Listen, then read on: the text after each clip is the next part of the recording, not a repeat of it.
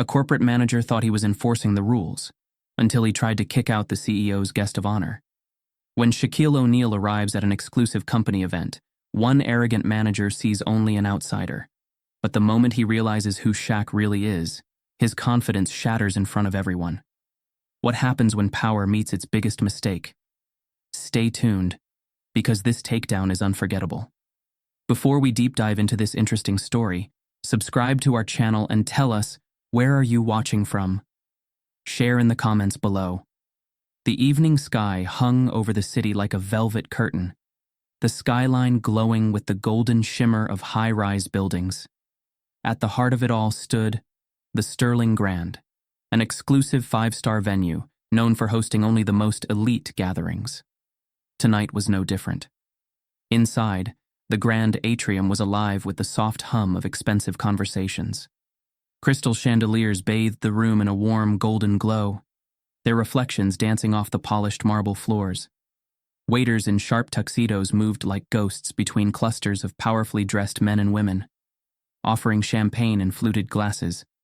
This wasn't just another networking event.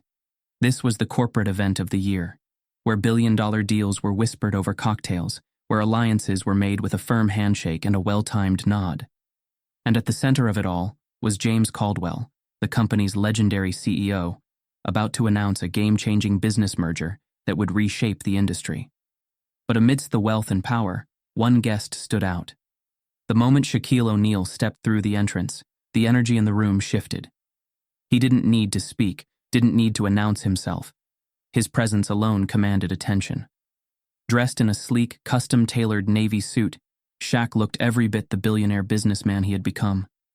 The deep blue fabric contrasted against his dark skin, the perfectly fitted cut making his massive 7 feet 1 inch frame appear even more powerful. A simple yet expensive gold watch gleamed on his wrist, complementing the effortless confidence he carried. As he stepped forward, his polished leather shoes barely made a sound against the marble floor. Heads turned. A few murmurs passed through the crowd, some recognizing him instantly, others wondering what a retired NBA legend was doing at such an exclusive corporate gathering. But Shaq wasn't here for small talk. He was here as the personal guest of James Caldwell himself, the man hosting the event. A close friend, a business ally. Only, no one else knew that yet. Across the room, Daniel Whitmore stood with his champagne glass in hand, watching the entrance like a hawk. Daniel was the type of man who thrived on control. A mid-level executive, he had clawed his way up the corporate ladder with a mix of ruthlessness and charm. He wasn't at the very top, but he was close enough to taste it. Tonight's event was supposed to be his moment to shine, a chance to mingle with the elite, maybe even impress Caldwell himself. And then, he saw Shaq. Daniel's eyes narrowed as he watched the giant man walk in alone, effortlessly owning the space around him. But instead of recognizing him, instead of seeing a businessman, a VIP, or even a guest, Daniel saw something else. A problem. He gripped his glass tighter. This was an exclusive event. The kind where security was tight, where outsiders didn't just waltz in uninvited. His gaze flickered to the doormen near the entrance. They weren't stopping Shaq. Why? A muscle in Daniel's jaw twitched. He took a slow sip of champagne, considering his next move. Shaq, meanwhile, was oblivious to the growing hostility in Daniel's eyes. He moved through the crowd, exchanging polite nods, his deep voice rumbling as he greeted a few familiar faces. But as he made his way toward the main hall, a figure suddenly stepped in front of him. Daniel. The confrontation was so sudden, so calculated, that Shaq almost smiled. He had seen this move before. The gatekeeper. The self-appointed authority figure who felt the need to remind people of their place. Shaq looked down at him, literally. The height difference was comical. Shaq, towering at over 7 feet, and Daniel, barely reaching his shoulders. Still, Daniel held his ground, smiling in that polite but condescending way that corporate men like him had perfected. "Excuse me," Daniel said smoothly, adjusting his tailored gray suit, his voice carrying just enough authority to sound important. "I don't think I've seen you on the guest list." Shaq tilted his head slightly, his eyes calm but sharp with amusement. "I think you should check again. Shaq replied, his voice even. Daniel's smile didn't waver, but there was a flicker of something in his expression. Annoyance, maybe even discomfort. I'd be happy to, Daniel said, taking a step closer as if to block Shaq's path. But this is a high-level event. You understand, of course. Not just anyone can walk in. Shaq exhaled slowly, resisting the urge to laugh. He knew exactly what was happening. He had seen this his whole life. The subtle power moves, the questioning of legitimacy, the immediate assumption that he couldn't possibly belong. A familiar voice echoed in his head. His mother's voice. Some people will always see you as less, baby, but you don't fight hate with hate. You fight it by showing them who you really are. Shaq folded his arms, his presence alone making Daniel shift slightly. You got a problem? Shaq asked, his voice calm but laced with authority. Daniel let out a short, fake chuckle, as if this was all just a misunderstanding. No problem. Just doing my job. Shaq arched an eyebrow. And what job is that? Daniel hesitated for just a second too long. Then, before he could recover, a new voice cut through the tension. I was wondering when you'd get here. The voice was deep, commanding, and familiar. Daniel turned, and his entire face drained of color. Because standing just a few feet away, watching the exchange with an expression of quiet disappointment, was James Caldwell, the CEO of the entire company. And worse? He was walking straight toward Shaq. The entire room seemed to go still as Caldwell approached. The CEO didn't even glance at Daniel. He walked right past him, his focus solely on Shaq. And then, in a moment that sent a shockwave through the crowd, Caldwell extended his hand and hugged Shaq. Brother, Caldwell said with a laugh, clapping him on the back. You finally made it. Shaq grinned. Would have been here sooner, but seems like your guy here had other plans. Daniel's breath hitched. The realization hit him like a freight train. He had just tried to throw out the CEO's personal guest. His throat went dry. Shaq turned his head slightly, looking at Daniel with amused pity. You sure you checked that guest list? The color drained from Daniel's face completely. Daniel Whitmore stood rigid in front of Shaquille O'Neal, his forced smile masking the unease crawling up his spine. He wasn't used to being challenged, not by someone like this. I think you're in the wrong place, Daniel said smoothly, shifting just enough to block Shaq's path. Shaq looked down at him, his towering frame casting a quiet, undeniable power. A small smirk tugged at the corner of Shaq's lips. Nah, he said, his deep voice unshaken. I think I'm exactly where I need to be. The words landed like a well-placed chess move. Subtle, unbothered, but calculated. Daniel's smile tightened. Why isn't he intimidated? Around them, guests had begun to take notice. A few slowed their conversations, ears perking up as they stole glances toward the exchange. The security guards Daniel had flagged earlier stood at a distance, waiting, sensing tension but not yet sure if they should step in. Daniel cleared his throat, adjusting his custom gray suit as if smoothing out an invisible wrinkle. He wasn't about to back down. I'm just looking out for the integrity of this event, he continued, his voice even but carrying an unmistakable edge. It's a private function, and certain... He paused just enough for the insult to sink in. Guests are expected to enter through the service entrance. Silence. For the first time, the room's noise seemed to dull. Daniel's words hung in the air, unspoken but understood by everyone who heard them. Shaq's smirk faded. A slow exhale left his chest. He had been here before. Not here, in this grand ballroom, surrounded by billionaires and executives. But here, in this moment. The moment when a man, draped in his own arrogance, assumed he had the power to decide who belonged and who didn't. Shaq's fingers curled slightly at his sides. A lifetime of memories flashed in his mind, of doors that had been shut in his mother's face, of stares that lingered too long, of people who thought their suits and ties gave them the right to control his space.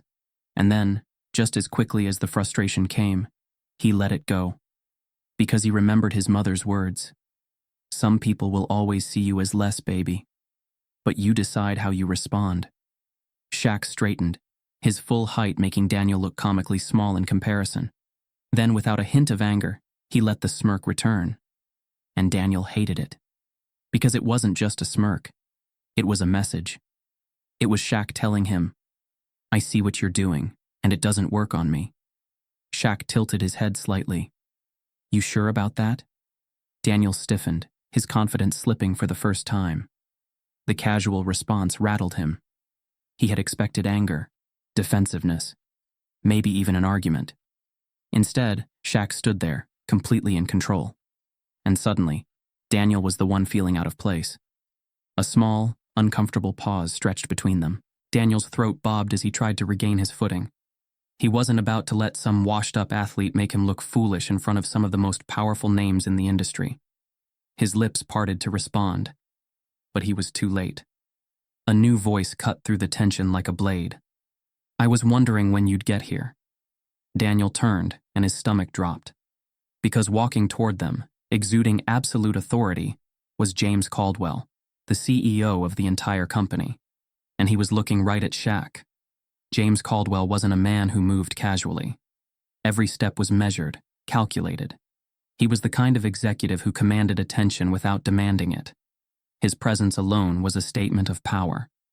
As he approached, Daniel's mind raced. Why was Caldwell greeting Shaq like this? The older man reached out, and, to Daniel's horror, Shaq grinned and clasped Caldwell's hand in a firm shake. Then, before Daniel could process what was happening, Caldwell pulled Shaq into a hug. "Brother," Caldwell said, clapping him on the back, "you finally made it." The room went silent. Daniel felt a chill crawl up his spine. Something was very, very wrong. Shaq chuckled, glancing at Daniel just long enough to let the weight of the moment sink in. "Would have been here sooner," Shaq said casually, "but seems like your guy here had other plans." Caldwell froze mid-smile. His head turned toward Daniel slowly, his sharp eyes scanning the situation. Daniel felt his stomach turn to ice. Caldwell's smile was gone. His expression now was unreadable, but there was disappointment lurking beneath it. "What plans?" Caldwell asked, his voice low and deliberate. Daniel opened his mouth. Nothing came out. He could feel the guests watching, feel the weight of 1,000 silent judgments pressing down on him. He had made a mistake. A massive, career-ending mistake. Shaq folded his arms, exuding nothing but control. He didn't need to say anything brutal. Didn't need to humiliate Daniel with words. Instead, he leaned in slightly, lowering his voice just enough so that only Daniel could hear him. "Guess I didn't need that service entrance after all." The color drained from Daniel's face. His entire world had just flipped.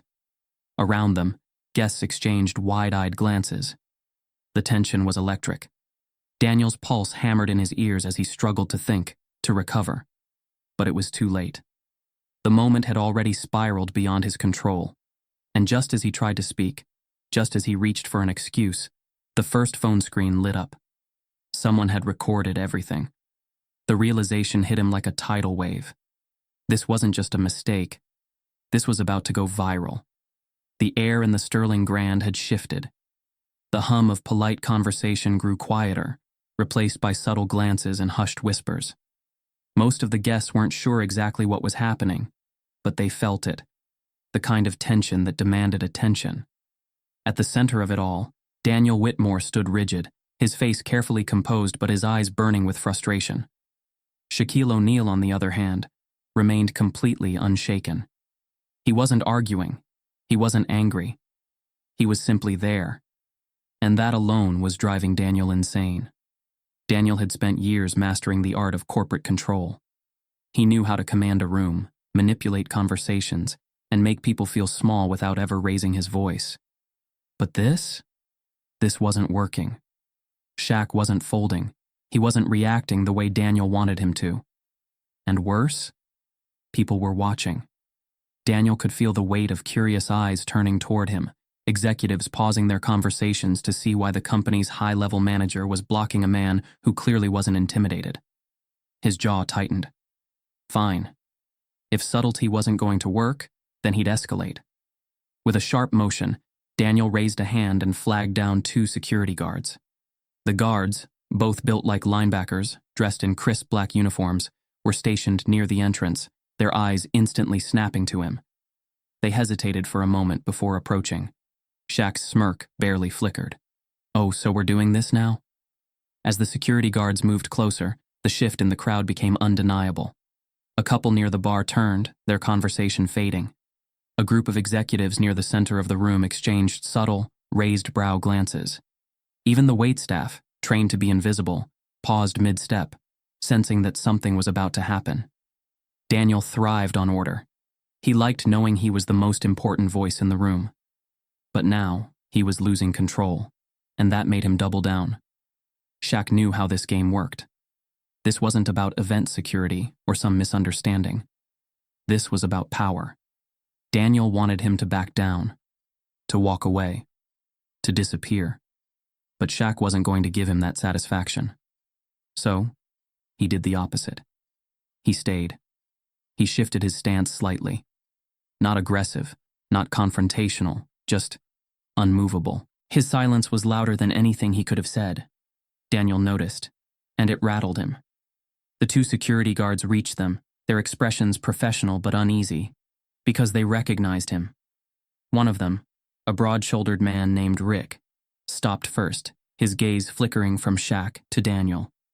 "Is there a problem here, sir?" Rick asked, his voice neutral. Daniel straightened, adjusting his cufflinks as if he were merely dealing with a minor inconvenience. "Yes," Daniel said smoothly. "This gentleman seems to be somewhere he shouldn't be." Shaq let out a quiet breath through his nose.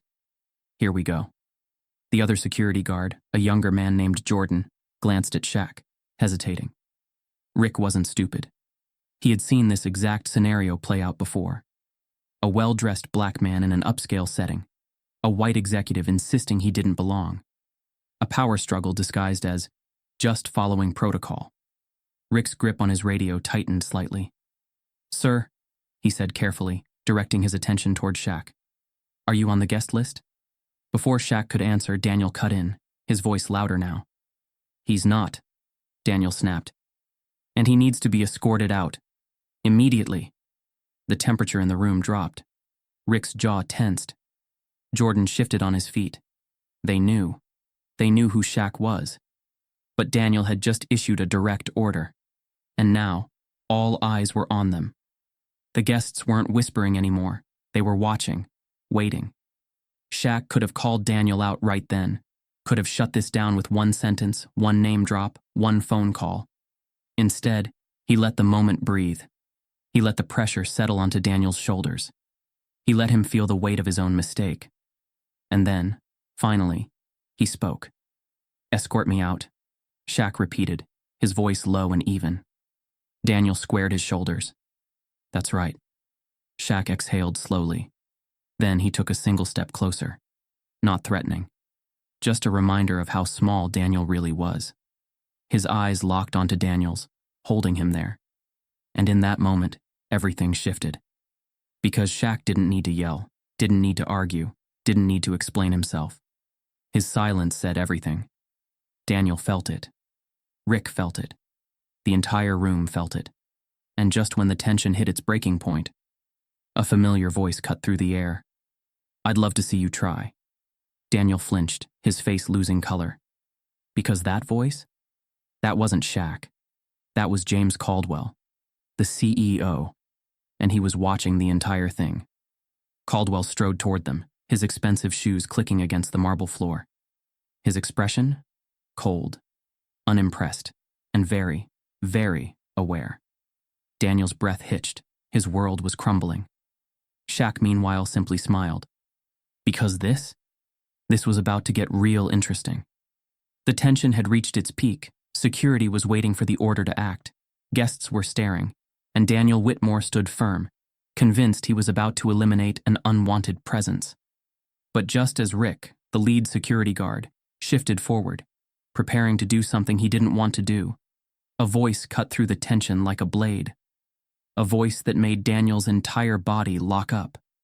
A voice that carried power, authority, and, most terrifying of all, recognition. "I'd love to see you try." The energy in the Sterling Grand's grand atrium shifted instantly. The subtle hum of murmured conversations vanished. Glasses were placed down. All eyes turned toward the voice. Even the security guards froze, their backs straightening. And then, from the far side of the room, striding forward with effortless confidence, came James Caldwell, the CEO, the billionaire businessman, the man whose name was on the very building they were standing in. His suit was custom, his salt and pepper hair perfectly styled, his presence commanding in a way that didn't need effort. He was the kind of man who didn't need to raise his voice to make the entire room listen, and he wasn't looking at Daniel. He was looking directly at Shaquille O'Neal. The moment Caldwell reached them, Daniel's confidence shattered. The man who had spent the last 10 minutes trying to assert dominance over Shaq was now standing mere feet away from the only person in the company more powerful than he was. And Caldwell wasn't happy. The CEO's sharp, analytical eyes flicked over the scene, taking in every detail. The security guard standing at attention, Daniel's tense expression, Shaq's unbothered stance. It took him less than 2 seconds to understand exactly what had happened. And that's when he did something that made the entire room stop breathing. He smiled, not at Daniel, at Shaq. And then, in a move so casual yet so devastating, Caldwell stepped forward and pulled Shaq into a hug. "You finally made it, brother." The Sterling Grand Atrium had hosted some of the most powerful moments in corporate history. Multi-million-dollar deals had been made here. Political figures had shaken hands over exclusive dinners. But nothing had ever sent shockwaves through the crowd, quite like this. James Caldwell, one of the most influential men in the industry, had just embraced the very man Daniel was trying to have thrown out. The crowd's reaction was instant. A ripple of gasps and murmurs spread through the guests like wildfire. Near the bar, a woman actually dropped her drink. A group of executives exchanged wide-eyed glances. And Daniel? Daniel looked like he had just been hit by a freight train. His mouth opened, but no words came out. His carefully constructed corporate facade, so smug, so certain, collapsed in an instant. The power he had been wielding, the authority he had been so eager to flaunt, gone. His body locked up, frozen in place, while Shaq and Caldwell exchanged a few easy words, as if Daniel didn't even exist. Finally, Caldwell turned toward Daniel. The room held its breath. Daniel swallowed hard. "Daniel," Caldwell said, his voice smooth but carrying a dangerous undercurrent, a tone that made grown men sweat in business meetings. Daniel straightened instinctively. "Sir, I..." Caldwell held up a single hand. The ultimate power move. Daniel snapped his mouth shut. Then, Caldwell exhaled, shaking his head slightly, like a father disappointed in a son. "Of all the people in this room," Caldwell said, his tone slow and deliberate, "you were the last one I expected to embarrass this company." Daniel felt his stomach drop.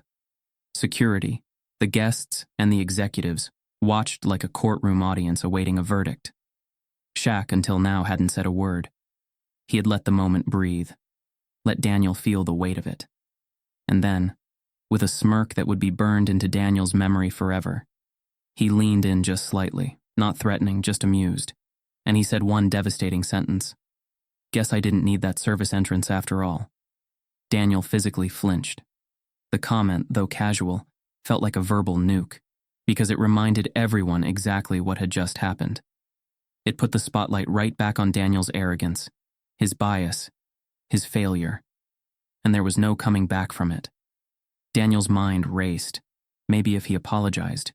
Maybe if he spun this as a misunderstanding. Maybe if... And then he saw it. The worst thing possible.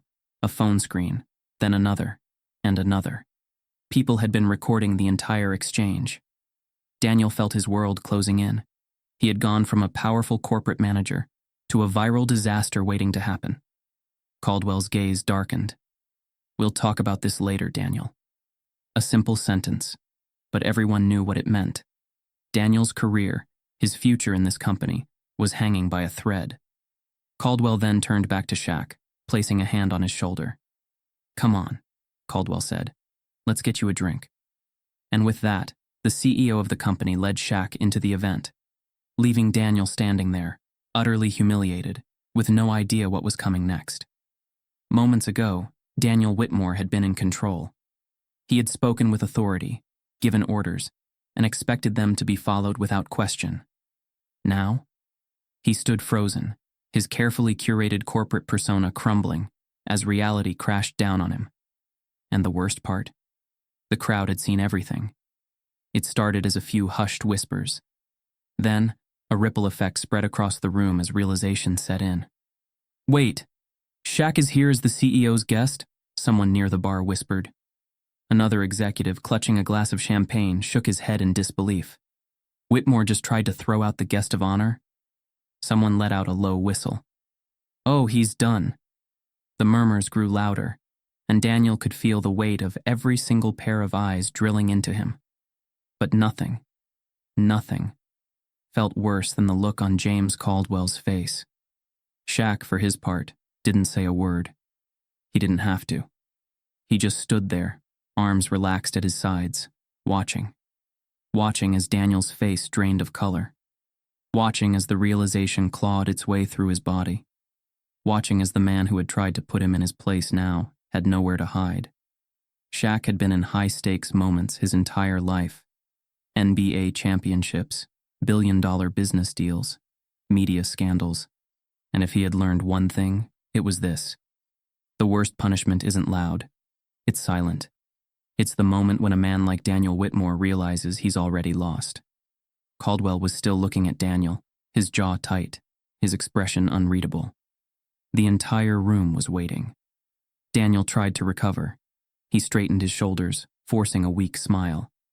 "Sir, Caldwell held up a single hand.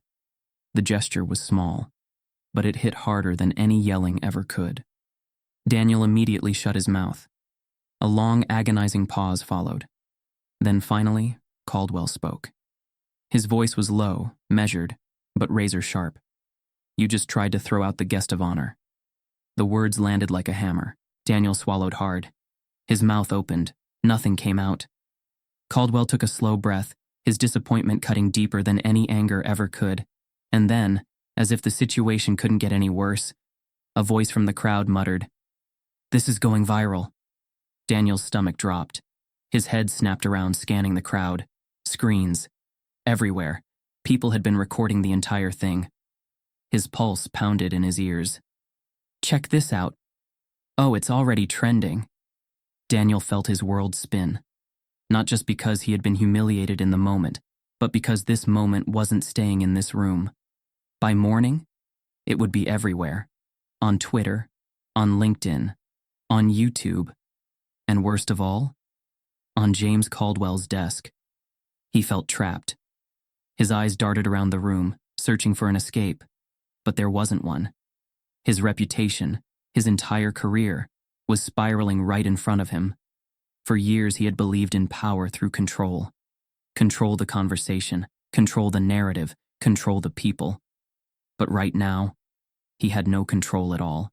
And Shaq? Shaq was still just standing there, watching. Because this wasn't his fight. This was Daniel's failure. And now, he had to live with it. Daniel Whitmore's downfall had begun. The moment James Caldwell uttered those devastating words, the fate of the evening, and Daniel's career, had been sealed. But what no one in the Sterling Grand realized yet was that this moment wasn't just a corporate embarrassment. It was about to become something much, much bigger. Because Daniel's past wasn't clean. And once people started digging, they found things he never expected to resurface. The video spread like wildfire. Within an hour, it was trending on Twitter. Within 3, it had hit national news. And by morning, it was everywhere. The internet wasn't just outraged. It was curious. Who was Daniel Whitmore? What else had he done? People started searching, and what they uncovered? It wasn't pretty. First, it was one tweet, then another, and another. By noon the next day, Daniel Whitmore's former employees were talking, and their stories? Disturbing, patterned, undeniable. A former HR rep posted, "I worked under Daniel Whitmore for 3 years. I lost count of how many qualified minority candidates were mysteriously passed over for promotions while less experienced white employees climbed the ladder. The man had a type he wanted in leadership, and it wasn't us." A black female executive commented, "Now that this is public, I was asked to change my appearance if I wanted a leadership role. Less natural hair, more corporate polish. When I refused, my promotion stopped. Guess who was in charge of approvals? Daniel Whitmore.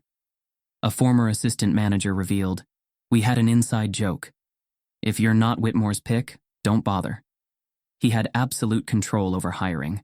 And let's just say, the diversity in upper management was non-existent. The tweets exploded. People shared their own horror stories. And suddenly, Daniel's mistake at the event wasn't just a moment of racism. It was a symptom of something much deeper, a pattern, a legacy of discrimination. And the world wasn't going to ignore it. Shaq sat in his private office, scrolling through the headlines. He had seen a lot in his life: disrespect, racism, people in power using it to keep others out. But reading these stories, it hit different. Because it wasn't just about Daniel Whitmore. It was about every man who had ever held a door shut and acted like it was their right. And for Shaq, that memory came rushing back. He was 17 years old. His mother, Shaquille O'Neal, had finally saved up enough to move them into a better neighborhood. She had been so hopeful. They toured a beautiful apartment. She smiled the entire time. And then, the landlord took one look at them and said, "I'm afraid this unit just rented out." Shaq hadn't understood at first, hadn't realized what was happening. But his mother did. She gripped his hand tightly and simply said, "Thank you for your time." When they got back to the car, she sat there silent, her hands on the steering wheel, gripping it like it was the only thing keeping her together. And then, softly, she whispered, "They never even looked at the application." Shaq had felt helpless, like the world was rigged against them, like no matter how hard his mother worked, some people would never let her in. And now, Daniel Whitmore was just another version of that man. But this time, he wasn't getting away with it. The outrage spread beyond social media. Customers, shareholders, investors, they were all watching. The company's corporate office started receiving calls, and not the good kind. A major sponsor pulled out. A celebrity investor demanded an internal review. A coalition of activists called for a full-scale investigation into Daniel Whitmore's hiring practices. And then, the biggest hit of all, a nationwide boycott movement began. It started with a viral hashtag. Whitmore exposed, then, a call to action. "We refuse to support a company that allows discrimination to thrive.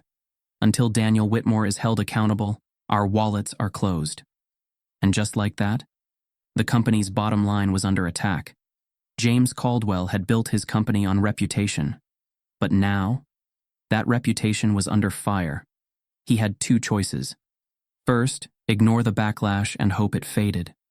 Second, take swift, decisive action. And Caldwell? He wasn't about to let his legacy burn because of one man's arrogance. The question now wasn't if Daniel would face consequences. It was how bad they'd be. And Daniel, he knew it. He had spent his entire life pulling strings, making sure he was untouchable. But now, there was no escape. He had tried to throw out the wrong man. And now, the world was throwing him out instead. The boardroom was silent. Daniel Whitmore sat stiffly in a high-backed leather chair, his fingers interlocked so tightly, his knuckles had gone pale. Across from him, at the head of the table, James Caldwell leaned forward, hands folded, his expression unreadable. To Daniel's right, Shaquille O'Neal sat calmly, arms crossed over his broad chest, his face unreadable. He wasn't here to gloat. He wasn't here to watch Daniel squirm. But he was here to see what happened next. And right now, Daniel's entire career hung by a thread. Caldwell exhaled slowly. The air in the sprawling executive conference room was thick with tension. Outside the floor-to-ceiling windows, the city skyline stretched endlessly. But inside, Daniel's world was shrinking. Caldwell's voice was calm, but there was no softness in it. "You know why we're here," he said, his piercing blue eyes locked onto Daniel. Daniel nodded stiffly but didn't speak. He had spent the past 24 hours watching his reputation collapse. The viral video, the social media storm, the headlines. Daniel Whitmore, corporate racism exposed. Executive tried to remove Shaquille O'Neal from company event. Should he be fired? Daniel had gone from an untouchable force in the company to a man one bad decision away from losing everything. Caldwell leaned back in his chair. You have two options. Daniel's throat was dry. One, Caldwell continued, holding up a finger. You resign immediately. No severance, no safety net. You walk away, and I make sure no one in this industry ever hires you again. Daniel felt his stomach clench. If Caldwell blacklisted him, his career was over. His mind raced. He had spent years building his power, carefully curating his connections. And now, it could all be gone in a single breath. Caldwell raised a second finger. Or two, he said. You stay, but under my terms. A flicker of hope sparked in Daniel's chest. A second chance? But then Caldwell's expression darkened, and Daniel knew. This wouldn't be mercy. This would be something else entirely. Daniel swallowed hard. He wanted to ask, to demand, to plead. But Shaq spoke first. His voice was steady, unshaken. You don't fire ignorance, he said simply. You educate it. Daniel's head snapped toward him. What? Caldwell arched an eyebrow. Go on. Shaq leaned forward slightly, his presence filling the room. If you fire him, Shaq said, he becomes another disgraced executive who blames cancel culture. He'll go off, disappear for a few years, and then pop back up at another company, playing the victim. Daniel bristled at the words, but Shaq wasn't done. But if he stays? Shaq's gaze locked onto Daniel. He doesn't get to run from this.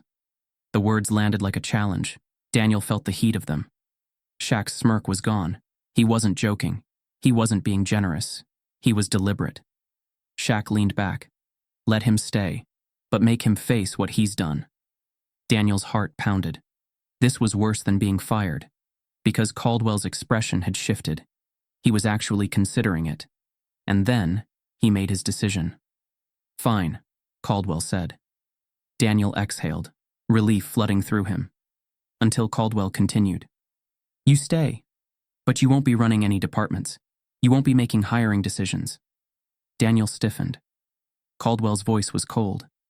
Instead, you're going to lead the company's diversity initiatives. Daniel's mouth fell open. Caldwell wasn't done. You're going to sit in every meeting, listen to every voice you ignored, and be the face of every single change that's coming to this company. Daniel's stomach turned. He had spent years avoiding these conversations, and now, he was being forced to lead them. Caldwell's eyes flicked toward Shaq. You suggested education? He said. Let's give him a front row seat. Daniel felt like the walls were closing in. Was this punishment, a second chance, or the worst humiliation of his life? He didn't belong in these conversations. He had mocked them, dismissed them. And now, he would be forced to listen, to confront every bias he had never acknowledged. His mind spun. Could he do this? Would he? And then, as if reading his thoughts, Shaq spoke again. You don't have to take this deal, he said, voice calm. You can walk away. But if you stay, a pause. You're going to learn, whether you like it or not. The challenge hung in the air.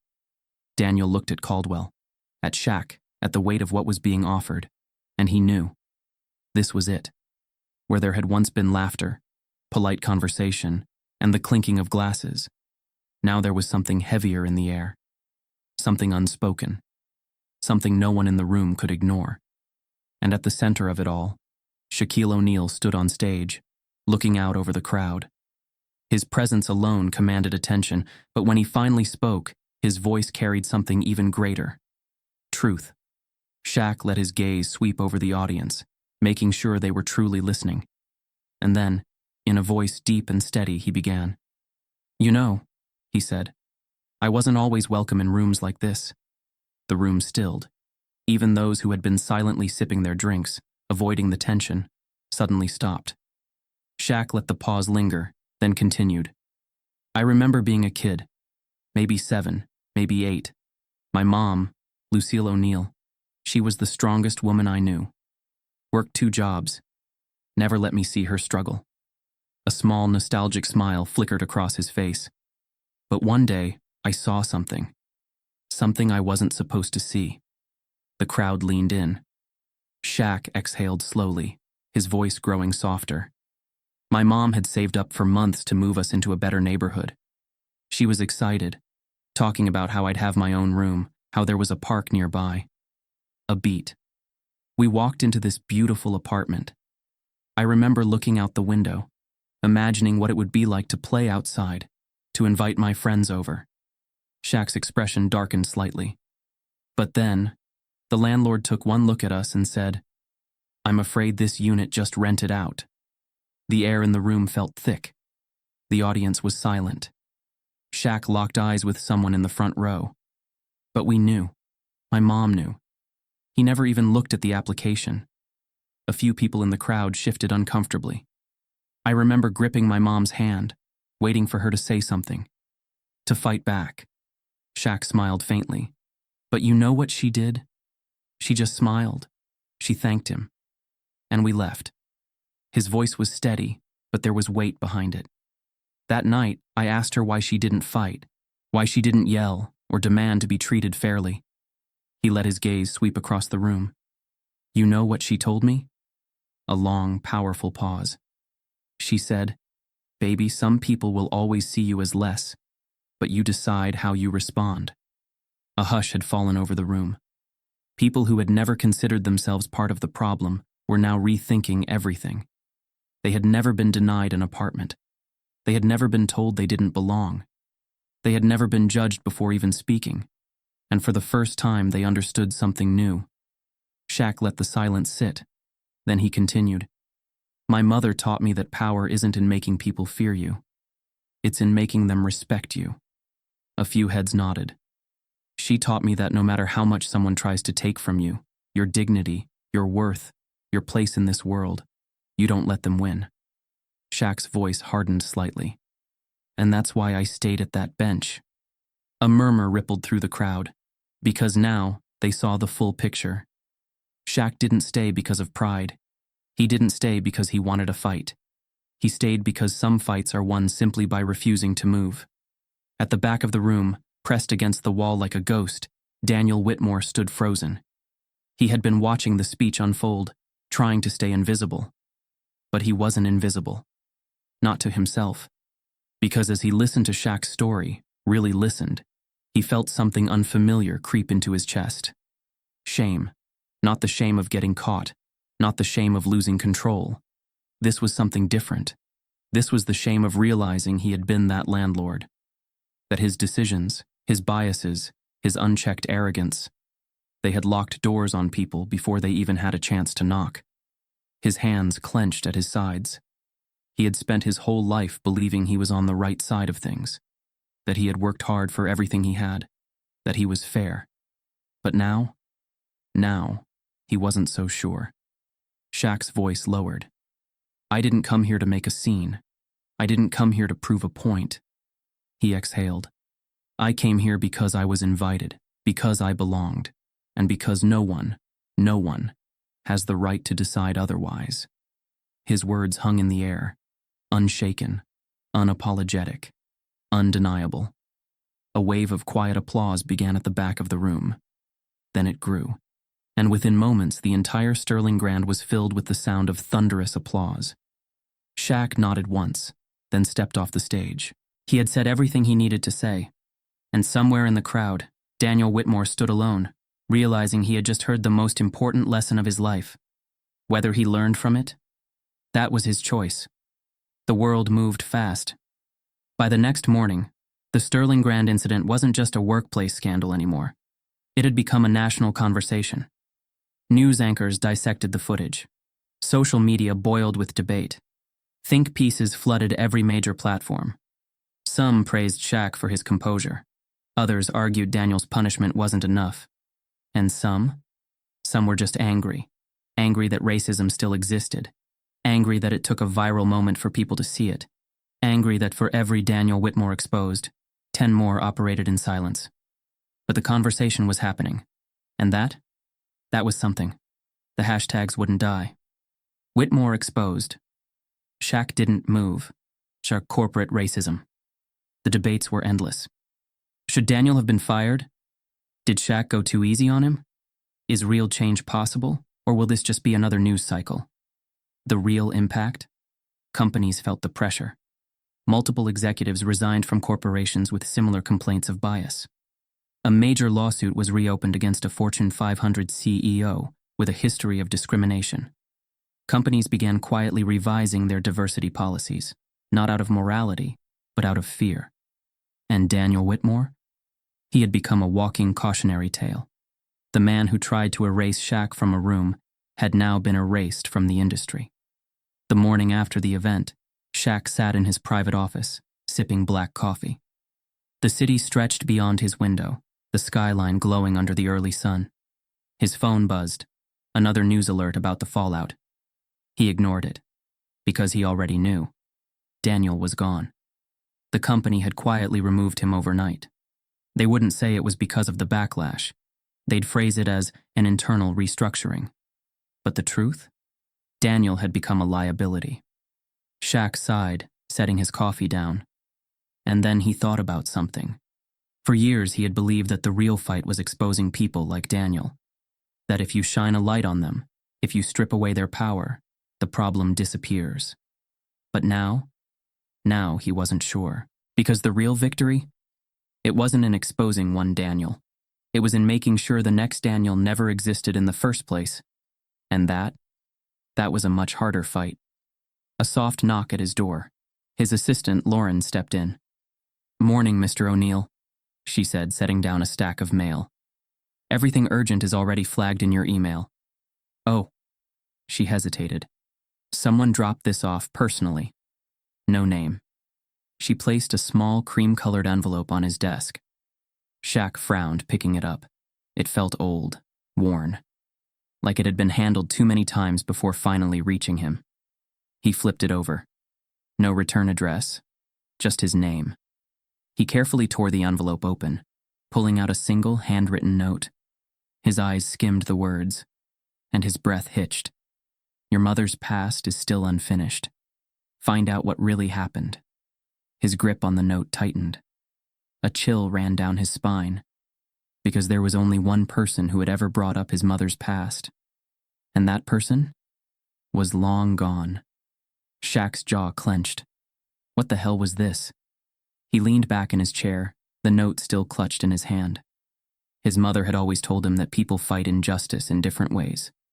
Some do it with anger. Some do it with power. Some do it just by existing in spaces they were never meant to belong. And now, as he stared at the cryptic message in his hands, he realized the real question wasn't how to fight.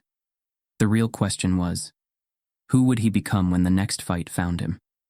The conversation doesn't end here. What would you do if you witnessed injustice? Would you speak up, walk away, or stand your ground like Shaq? Join the discussion. Share this story. And if you're ready for more thought-provoking, real-world drama, stay with us. Follow now for stories that challenge, inspire, and keep you thinking long after the screen fades.